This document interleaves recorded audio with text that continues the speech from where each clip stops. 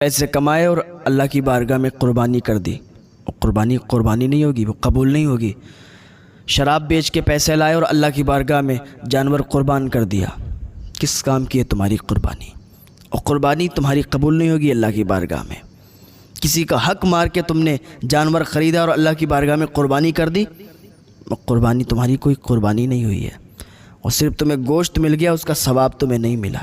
چھوٹی سی غلطی سے بھی سارا ثواب ختم ہو جائے گا۔ صرف گوشت حاصل کرنے کی نیت آپ کی رہے، آپ کو صرف گوشت حاصل ہو جائے گا، قربانی کا ثواب نہیں ملے گا۔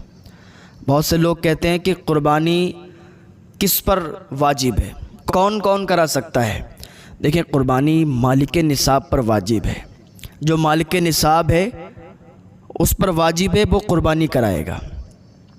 جو مالک نصاب نہیں ہے، پھر اس کی مرضی ہے کہ وہ قربانی کرائے